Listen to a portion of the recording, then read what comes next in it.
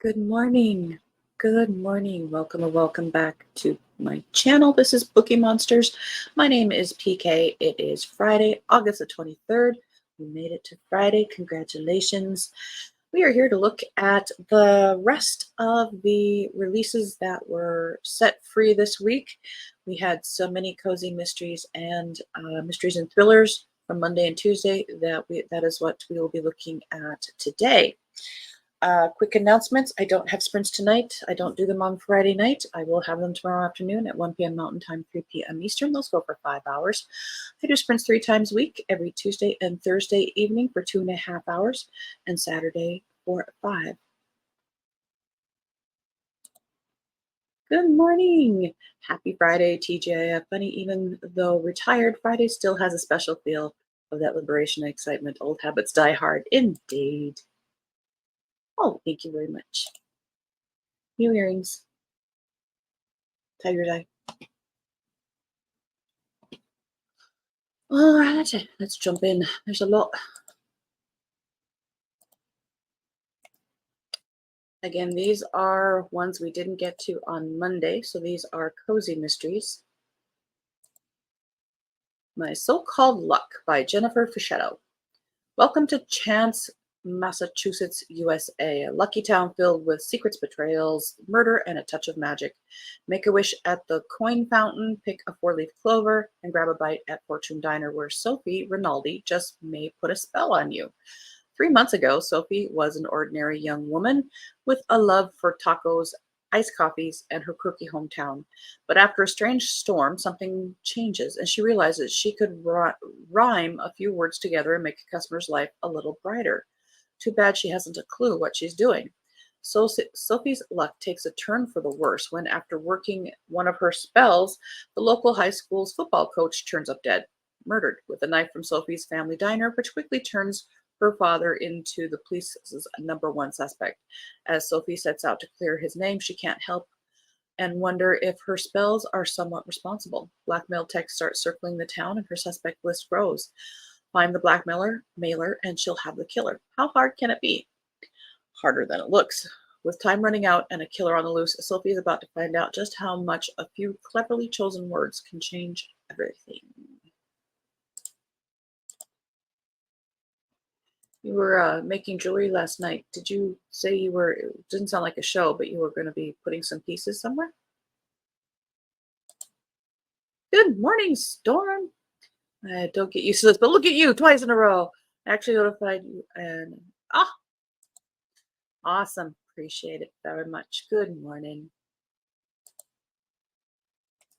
We are looking at the cozy mysteries that we didn't get to on Monday, and then we'll be hopefully looking at the mysteries and thrillers we didn't get to on Tuesday. Lauren Barrison has a new one, and it's seasonal. Pumpkin Spice Puppy, 30th in her series. Good for her. It's autumn in Connecticut, and there's a chill in the air, and the fall leaves are a riot of color, and pumpkin spice is the flavor of the season. Melanie Travis is perennially busy, of course, but when the owner of a local pet supply shop is found murdered, sleuthing tops her to-do list.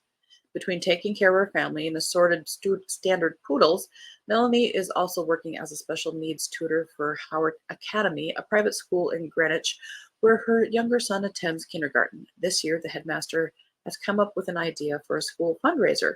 All students will participate in a townwide treasure hunt with grades competing against each other. Tokens shaped like pumpkin spice muffins have been hidden in downtown stores. Hopefully they find them all, or that's going to be gross. Students will scramble to collect as many as they can in exchange for prizes. You know, when they do that, it would be really smart to make like a map where you hit them so you can get them all. At first, all goes smoothly, and the uptick in foot traffic to the stores is a win-win until the pet supply shop owner lodges a complaint. When Melanie stops by to smooth things over, she instead finds the man dead, a knife in his back, and his loyal, ever-vigilant Chow Chow locked in the storeroom. Over the headmaster's objections, Melanie is once again drawn into investigation. It doesn't take her long to gather a list of suspects, from neighbors balking about the number of rescue chows the man was fostering in his home, to the landlord who had filed an eviction notice against him, to the bitter ex-wife who is happy he's gone. With the fundraiser soon drawing to a close and celebrations imminent, Melanie will have to follow every clue before the biggest prize is staying alive. I did read a first few of those books when they first came out 30-ish years ago, 20, 20 something years ago. I fell away, as one does. Quilty as charged.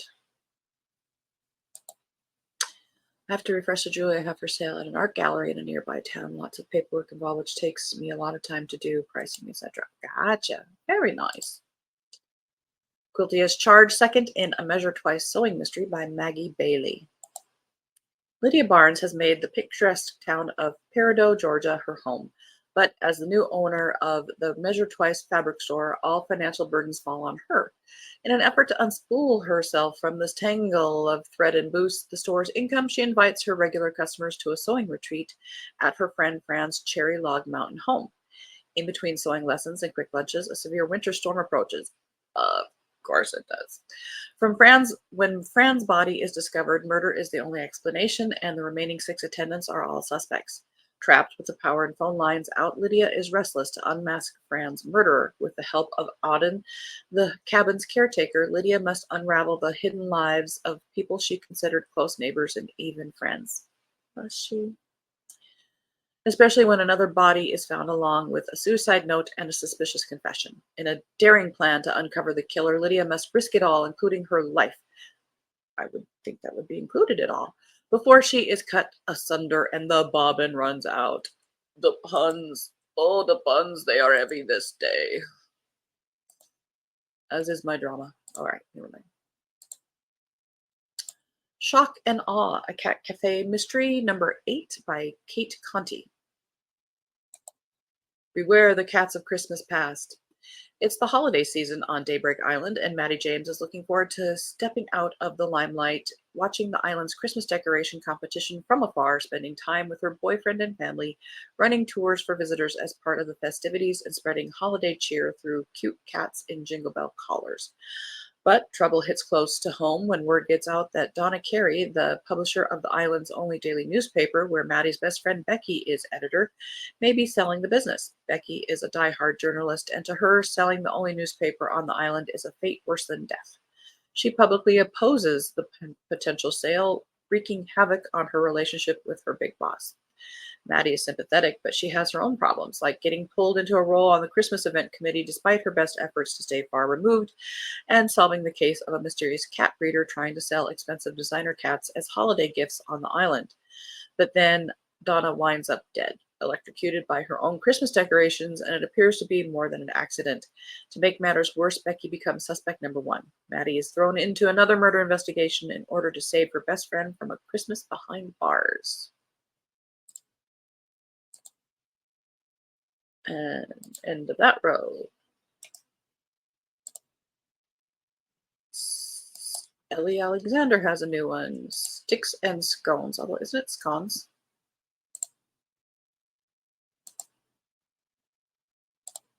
And he says, hi Storm, glad you're here. Know what you mean about getting up, hard to do so often, but glad you did. This is book number 19 in the Bake Shop Mysteries. It says, another delicious installment. In the late spring in Juliet's charming hamlet of Ashland, spotted deer are nibbling on lush green grasses in Lithia Park. The Japanese maples are blooming, and Tort is baking a bevy of spring delights, lemon curd cupcakes, mini coconut cream pies, grapefruit tartlets, and chocolate-dipped almond. Okay, that one I don't know. Twills?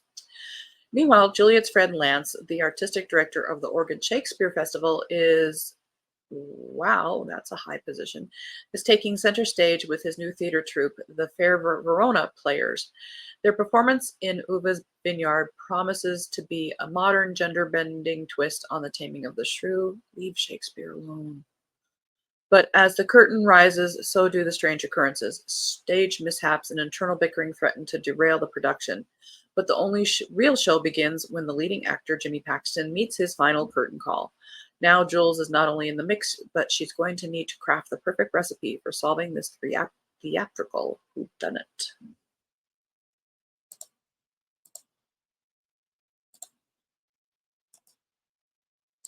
As a theater major, leave Shakespeare alone. The Jig is Up, an Irish bed and breakfast new series. Looks like Lisa Q. Matthews is the author. Haven't been sleeping well, been waking up way too early for me. You get to go back to bed though, that's good. The Scots call them scuns. Gotcha. And you've been there. Me too, Storm. I haven't slept well in months. Tired. Yeah, I'm looking forward to the weekend for sure. And next weekend is an extra day. Yay. Single mom and police chief's daughter, Kate Buckley, is all about family. After she receives an urgent text from her younger sister, Colleen, she puts her life on hold and rushes to her Irish-themed hometown of Shamrock, Massachusetts, where her family owns and operates a bed and breakfast. With her two daughters in tow, she's ready to fight if it means she can help her charming but hapless sibling. When they arrive, Colleen claims it was all a misunderstanding, but everything changes in an Irish minute when Colleen's best friend, Deidre, a dance show star, is found dead in the parish hall. With the discovery of a possible witness, a chilling motive, and a wee bit of incriminating evidence, Colleen quickly becomes a person of interest in Deidre's murder. Convinced her sister isn't a killer, Kate is determined to clear Colleen's name. As Kate investigates, Colleen takes charge of Shamrock's popular Irish dance show in honor of her late friend with disastrous results. With the St. Patrick's Week festivities in full swing, Kate must catch the killer before the celebrations are ruined and her sister's Irish luck runs out.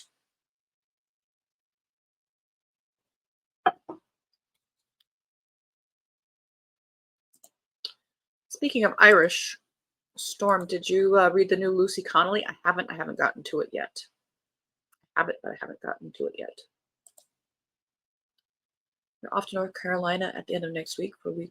Oh, a nice and daughter-in-law. So excited. They're building a house in North Carolina. Will be ready in time to retire. How can I have a son ready to retire? I get it. I totally get it.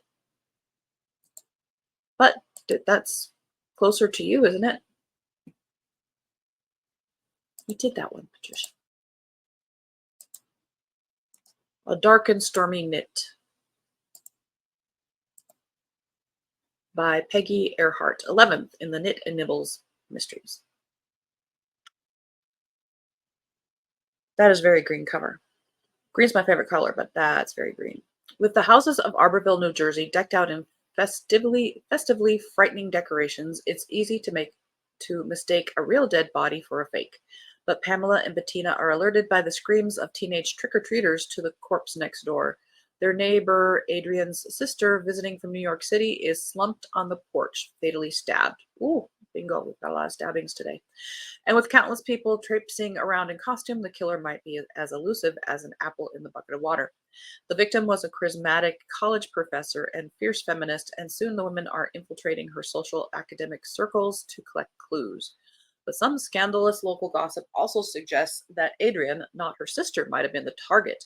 Now Pamela and Bettina will need all their creative skills to solve this ghoulish crime, especially if she was in costume.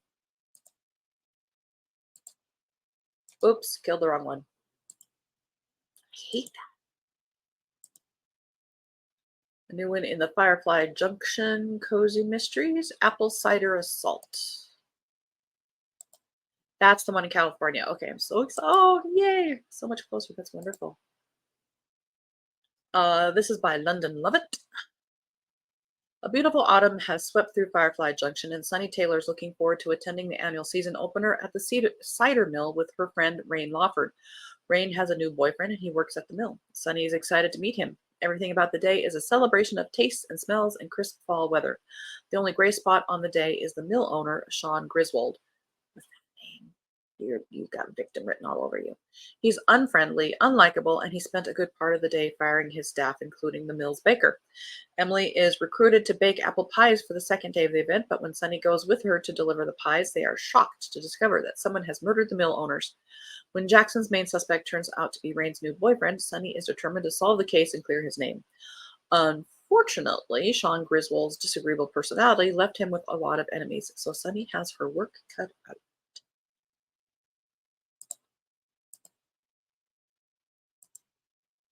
End of second row. Tanya Kappas has a new one. Shock, surprise.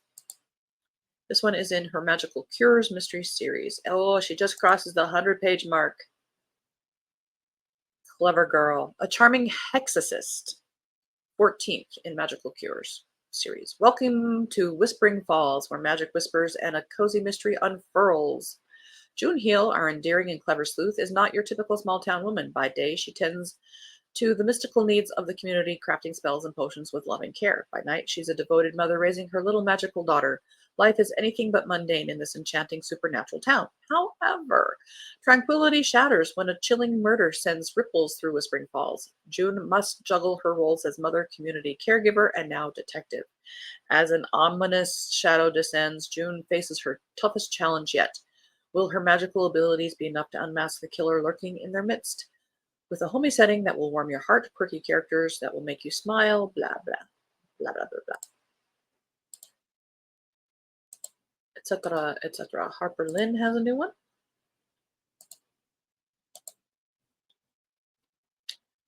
A Novel Way to Die, 6th in the Bookish Cafe Mysteries. Maggie never imagined she would be the prime suspect in a murder case. With a lavish party hosted by her landlady, Mrs. Peacock, ends with a dead body in front of Maggie's cottage, the quiet life she cherished is shattered. The body belongs to Matthew Spencer Smith, Fairhaven's youngest city councilman. Whispers spread quickly, suggesting Maggie was his secret mistress who snapped upon learning of his engagement to a high society woman. Meanwhile, Joshua, Maggie's boss, faces relentless harassment from Roger Hawks, a local determined to take over their beloved bookstore. Could this be connected to the murder somehow?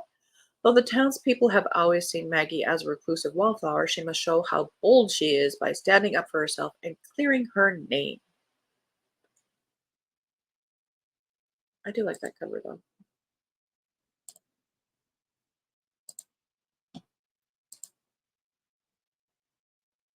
All right, let's jump over to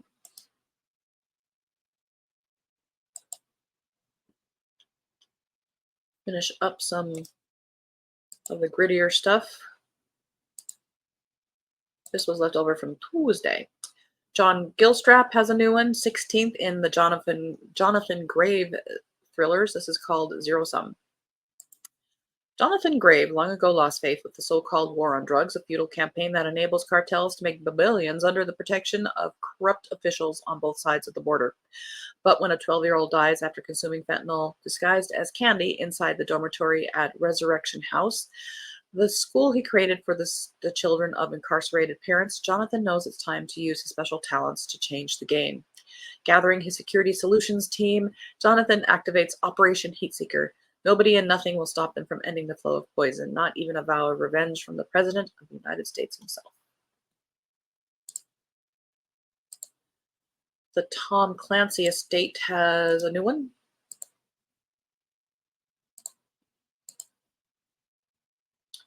This is by M.P. Woodward, 12th in the Jack Ryan Jr. novels. The vibrant economy of the New Vietnam is a shiny lure for Western capital. Companies are racing to uncover ideal opportunities. Not wanting to be left behind, Henley Associates has sent their best analyst, Jack Ryan Jr., to mine for investment gold, and he may have found some in a rare earth mining company, Geotech. But a trip with a Henley colleague to the Highlands to observe the company's operations takes a treacherous turn when their helicopter is shot down. Some things haven't changed, and Vietnam is still the plaything of powerful neighbors. The Chinese are determined to keep Jack from finding the truth about what exactly is being processed at the isolated factory. Now Jack is in a race for his life. He's got to stay one step ahead of a pack of killers while supporting his wounded friend. He'll get no help from the government because in the jungle, it's the shadow state that rules. Also in regular countries.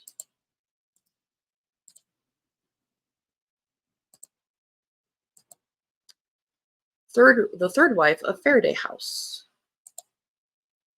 by B.R. Myers. Till Death Do Us Part, November 1816. Restless but naive, Emmeline Fitzpatrick is desperate to escape her stifling life in foggy Halifax. Her guardian is lining up repugnant suitors, but Emmeline has her eyes set on a lieutenant in the British Navy. She just needs to persuade him to propose, or her one chance at happiness will be gone forever. But when Emmeline's hopes end in scandal, she finds herself with only one suitor left, the wealthy and enigmatic drinking game.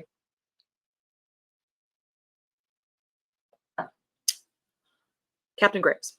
Having already lost two wives to tragic circumstances, the widower is seeking a new companion in his cloistered seaside manor, Faraday House, or at least that is what Emmeline has been told, because when she arrives, she is horrified to discover that the second Mrs. Graves, Georgina, is still alive, though fading fast. Emmeline is only certain of two things: something ghastly is afoot at Faraday House, and no one is going to save her. She will have to rely on her own courage, her burgeoning bond with Georgina, and the aid of a handsome reverend with a mysterious past to shed light on a ghostly truth.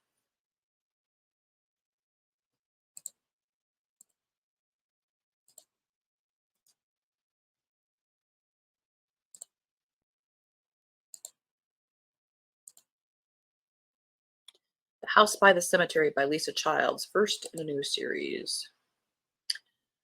In Gold Creek, Michigan, legend has it that the ghost of a local gravedigger still walks the cemetery, swinging his shovel, looking for his next victim to bury.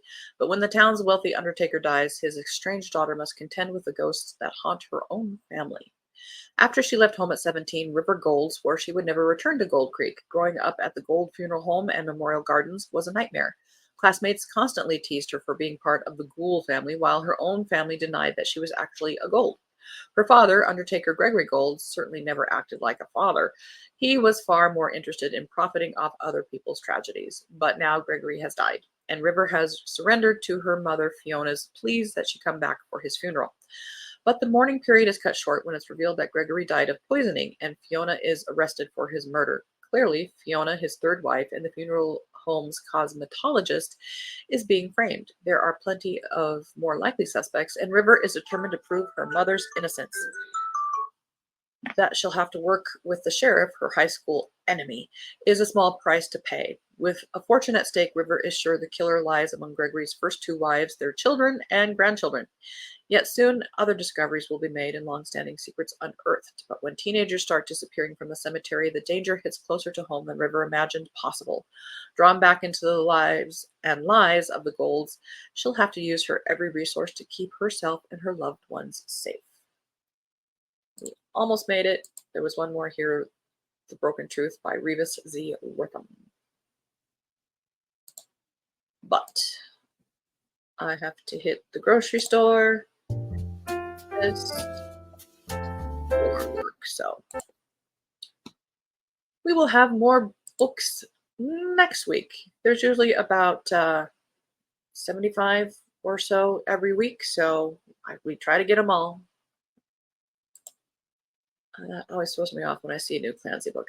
I know, it's not the same. The new Lisa Childs book was on my August new releases. It sounds interesting. Yes.